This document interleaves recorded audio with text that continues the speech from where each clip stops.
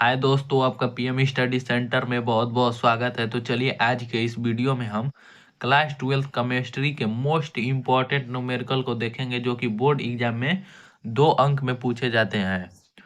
तो ये सब हमारे न्यूमेरिकल रासायनिक बलगीतकी से हैं, जो बोर्ड एग्जाम में 2 अंक में पूछे जाते हैं। तो आज का हमारा पहला प्रश्न रहा कि प्रथम कोटि के अभिक्रिया के लिए अर्ध आयुकाल 69.3 सेकेंड है।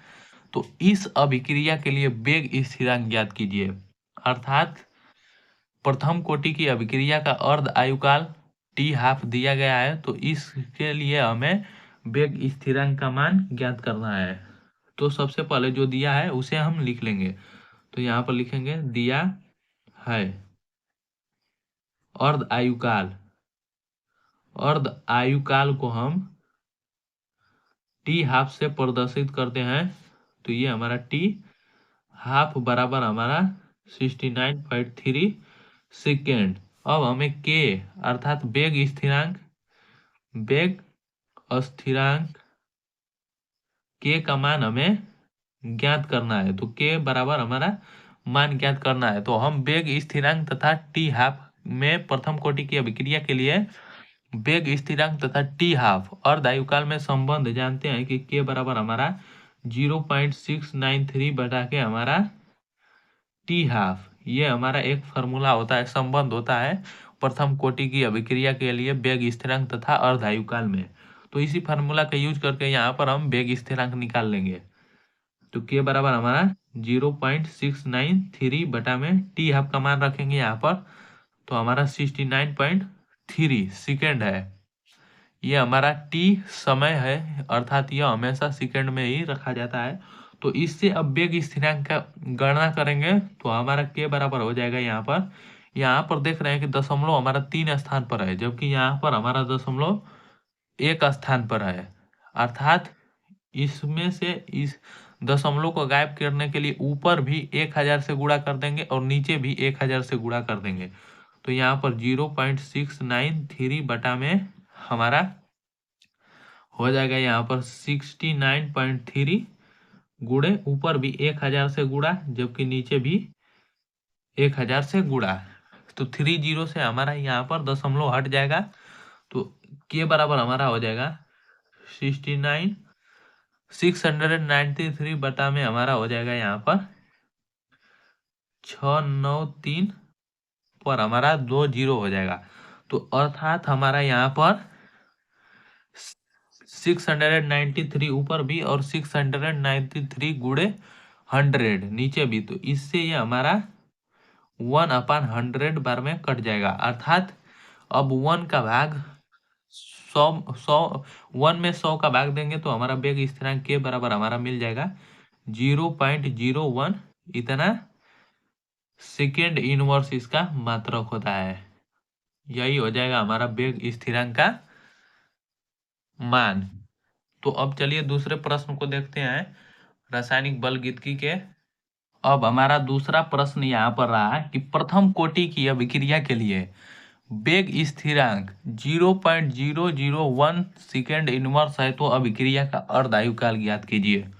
इस प्रश्न में हमारा वेग स्थिरांक दिया है, जबकि हमें अर्ध आयुकाल ज्ञात करना है। तो जो दिया है हल करते समय उसे लिख लेंगे। तो यहाँ पर हमारा दिया है, क्या दिया है, वेग स्थिरांक हमारा दिया गया है। वेग स्थिरांक को हम के से प्रदर्शित करते हैं। तो के बराबर हमारा दिया है यहाँ पर 0.001, ये हमारा सेकेंड इनवर्स।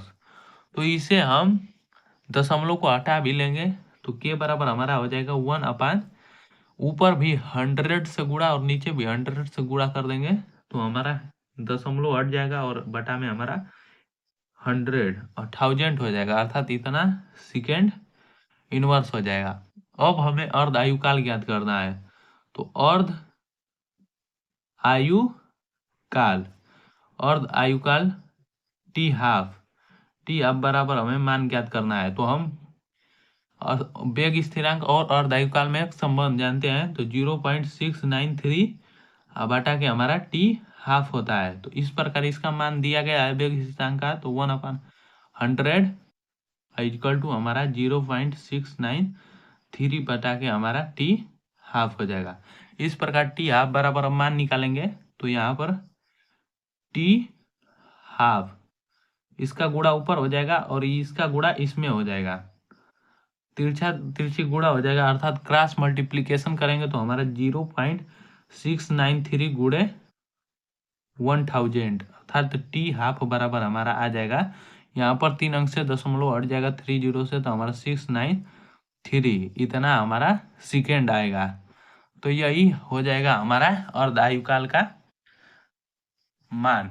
अब चलिए तीसरे प्रश्न को देखते हैं जो रासायनिक बलगतिकी से है, जो ये भी बोर्ड एग्जाम में 2 अंक में पूछा जाता है। तो हमारा यहाँ पर तीसरा प्रश्न रहा है। अब तीसरा प्रश्न कि प्रथम कोटि की अभिक्रिया 100 सेकंड में 50% संपन्न होती है, तो अभिक्रिया का वेग स्थिरांक ज्ञात कीजिए। तीसरा प्रश्न है कि एक प्रथम कोटि की अभिक्रिया 100 सेकंड में 50% संपन्न होती है, तो अभिक्रिया का वेग स्थिरांक ज्ञात कीजिए।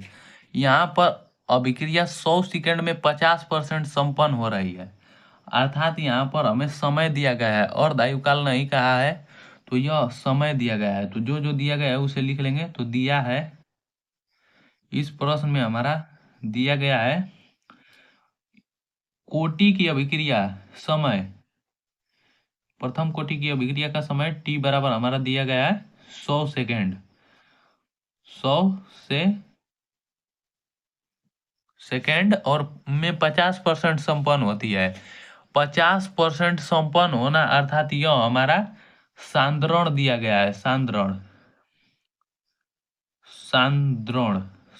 बराबर हमारा दिया गया है यहाँ पर 50%, 50% अर्थात इसे हम 50 भी लिख सकते हैं।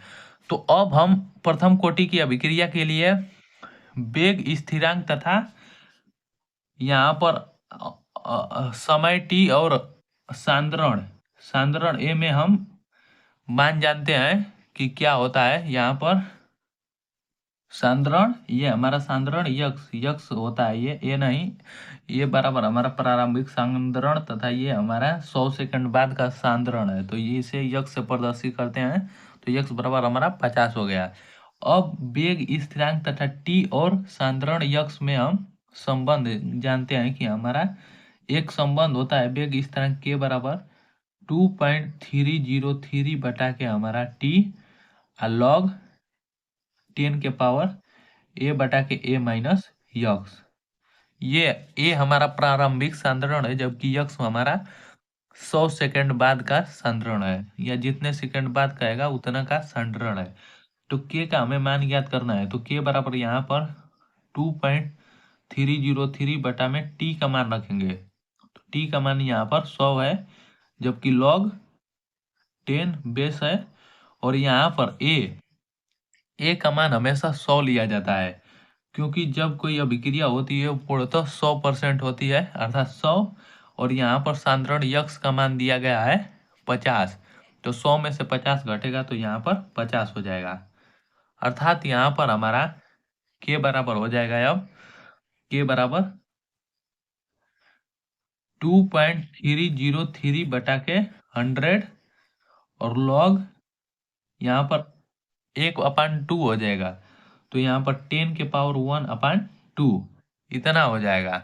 सॉरी दोस्तों, यहाँ पर 1/2 नहीं, यहाँ पर 2 होगा, 10 के पावर 2, क्योंकि 100 ऊपर है और नीचे 50 है, तो 100 में 50 का भाग देंगे तो हमारा 2 ही आ जाएगा। तो ये हमारा 2 है, तो log 10 के पावर 2 अर्थात log 10 के पावर 2 का हमें मान पता है कि log 10 के पावर 2 का मान हमारा 10 के पावर 2 का मान हमारा होता है 0.3010। ये हमारा प्रश्न में हल करते समय दिया जाता है कि log 10 के पावर 2 का मान इतना होता है।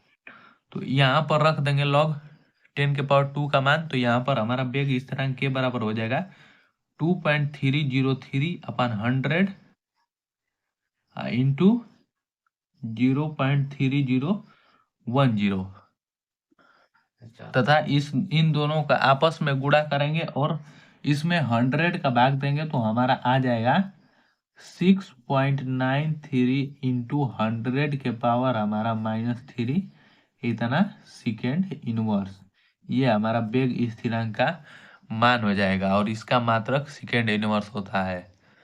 तो ये था हमारा रासायनिक बलगतिकी के कुछ महत्वपूर्ण प्रश्न जो बोर्ड एग्जाम में 2 अंक में पूछे जाते हैं।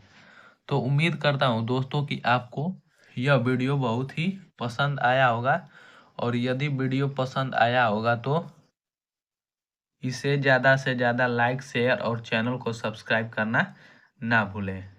धन्यवाद।